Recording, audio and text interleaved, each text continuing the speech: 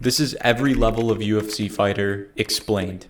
Level 1, horrible. Level 1 is the absolute worst of the worst UFC fighters. These aren't guys who are unranked or journeymen or washed up. These are fighters who shouldn't have even stepped in the octagon in the first place. And for this level, I'm really only talking about CM Punk. CM Punk made his MMA debut in the UFC. He had no prior amateur fights, no prior pro fights. The guy had an 0-0 record going into a UFC fight on the main card of a UFC pay-per-view. That's literally the equivalent of taking a guy off the street, giving him a 6-week training camp, and feeding him to a professional MMA fighter.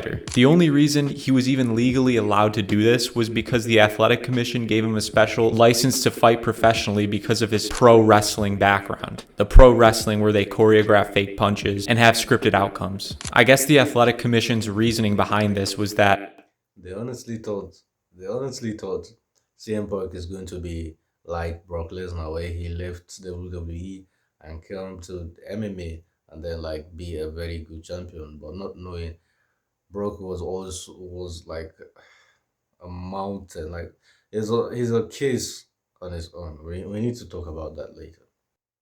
Brock Lesnar also had a pro wrestling background when he came into the UFC, except Brock Lesnar also has a background in Division I wrestling and won the heavyweight championship in 2000. CM Punk has a background in nothing, and he also looked like this, and Brock Lesnar looked like this. So CM Punk's debut went exactly as expected. He got taken down the moment the bell rang, ground and pounded, and submitted in the first round. And I'm pretty sure he didn't even land one significant strike. And that is gone. Level 2, bad. Level 2 is where we reach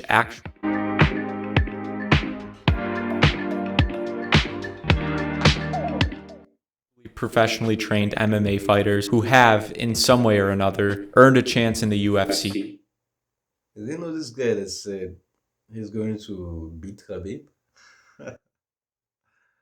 But they don't get much further than maybe 1 or 2 wins. Level 2 are fighters who did well on the regional scene, but just don't translate over to the UFC. Either they don't have the skill level, or they can't handle the pressure of fighting in the biggest promotion in the world. I think one of the most popular examples of this right now is Anshul Jabli. He earned a shot in the UFC through the Road to UFC tournament, but in his debut in the UFC, he got walked down and flattened in the 3rd round. And in his redemption fight, it ended even worse. He got knocked out in 19 seconds with 1 punch. He has no chin, not that great of defense, and mostly lacks the physicality that you need to at least have a little bit of success in the UFC. Level 2 fighters usually have a huge hole in their game, or just aren't skilled enough overall. Greg Hardy's a good example of this. He started training MMA in his mid-20s after he left the NFL, and had a lot of success up until he got in the UFC. Once he got matched up against halfway decent heavyweight contenders, he got dismantled. It became pretty clear that what got him so far was mostly his athleticism and size, not skill. I'd also consider super washed fighters in this level too.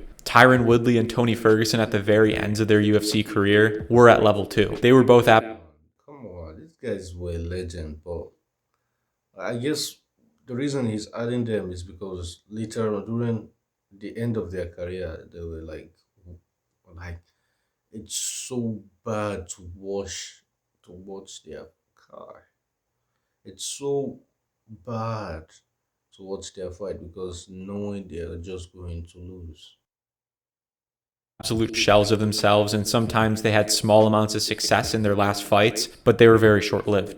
Level 3, mid. Now we're at the level of journeymen and new prospects. This level is probably where most of the UFC roster is. They're honestly just mid-level UFC fighters, or in some cases, prospects who haven't proven themselves yet. I'd put Bo Nickel at the higher end of this level. He gained his hype crushing level 1 and 2 fighters in the UFC, but when he gets matched up against someone with decent experience like Paul Craig, he barely squeezes by. And when he fought a solid contender, Rainer de Ritter, he got finished easily. And that's the issue with Bo Nickel. He has really good skill, but the rest of his game is average at best. And until he becomes more well-rounded, he's going to be stuck at this level. A lot of the fan favorite fighters are also here. Kevin Holland, Michael Chandler, the fighters that are inconsistent with their wins, but have a fight style that's enjoyable or a part of their game that sticks out. That's why fighters at this level are actually capable of having good moments and winning streaks. Michael Chandler can give high-level fighters a good test, but he just never pulls through against them. Ultimately, this level of fighter is is in between top level fighter and bottom of the barrel. And sometimes they can end up being super high level fighters, but sometimes they just end up staying a journeyman for their entire career. Level 4, good. Now this is where the ranked prospects and top contenders are. At the bottom of the spectrum, you have a guy like Paddy Pimblett. He's a top 10 lightweight, undefeated in the UFC, and has had some good performances, but also a couple of bad ones. He has clear flaws in his game, but other parts of his game make up for it, at least until he fights the best.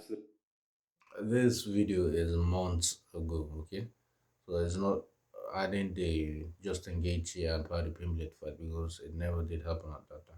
The best. He's not a top contender yet and has a little bit more to prove, but his potential of being a top contender seems pretty much inevitable. Now at the top end, there's fighters like Arman Tsarukyan, Shavkat Rakhmonov, and Umar Nurmagomedov, basically the #1 contenders. These guys are next up for the title shot or have already had fights with the champions, sometimes on multiple occasions. A lot of these guys are the runners-up. Think about guys like Colby Covington. Kamaru Usman didn't exist. Colby Covington, Like Jiri Prohaska, like I will continue adding this guy because if Alex Pereira is not at light heavyweight, then for sure Jiri is going to be the champ. But he just can't beat Alex Pereira.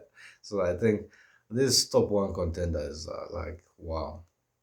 Covington would have been champ with probably a couple defenses. This level's home to a lot of household names throughout UFC history. The Diaz brothers, George Masvidal, Chael Sonnen, Tony Ferguson, Dan Henderson, Cowboy Cerrone, Justin Gaethje. All of those fighters I named are world class, but missing a few things that are keeping them from level 5, elite. At this level, basically everyone is or has been a champion. These are the fighters for at one moment in time have been the best in the world in their weight class. That's what makes them different from level 4. The only exception to this is Dustin Poirier. Technically, he was the best in the world when he won the interim belt, but putting him in the level below didn't feel right, especially with guys like Leon and Bilal on this level. Poirier is one of those runner-ups like in the level below, but the difference is that he was in one of the most competitive weight classes in the UFC, and also has had performances like when he went to war with Makhachev. Level 5 fighters usually had a perfect skill set for the champion they got the belt from. The welterweight division for the past few years is a perfect example. Leon Edwards was getting soundly beat by Usman, but had dangerous enough striking to where he was able to pull off the knockout in the final round. Then in their trilogy, Leon was able to do just enough to keep the fight mostly on the feet, where his skill set really shines. But then Bilal comes along. The one thing Leon has struggled with the most is what makes Bilal so good: pressure. These fighters are good enough to get to the top, but not good enough to stay there for very long.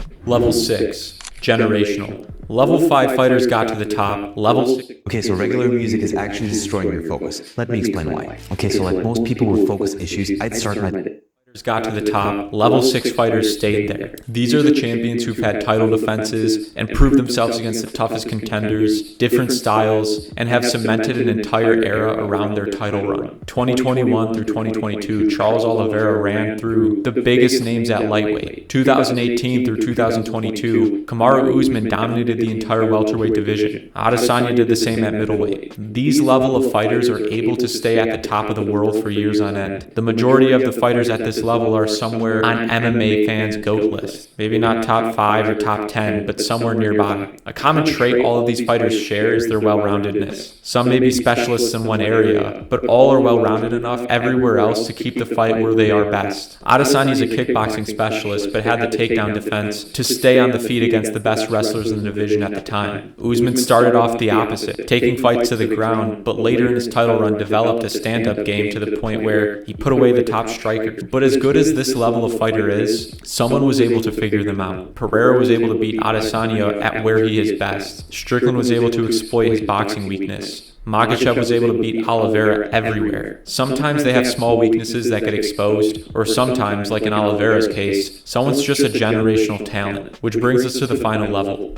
Level 7, GOAT status. These fighters are incredibly rare and you'll only witness a few every decade or so. They are levels above not only their own division, but usually the entire UFC roster. Most of these guys are in everyone's top 10 fighters ever. Demetrius Johnson, Anderson Silva, George St. Pierre, and John Jones are are the fighters from the past that everyone thinks about when talking about the greatest of all time. Jones arguably retired undefeated and dominated his division for almost a decade. GSP dominated one of the most competitive divisions at the time and avenged every loss in his career. Many of these fighters are such great talents, they went up divisions to become a champion in 2 different weight classes. I think today there's 2 fighters who are at this level, Ilia Topuria and Islam Makhachev. Both of them are in the most competitive divisions in the UFC and are currently building some of the most impressive resumes we've ever seen. One thing all of these fighters have in common is that they've brought a new level to the sport. That's what makes these fighters the greatest ever. Not only do they beat everyone in their way, but they're better than anyone before them, and sometimes even after.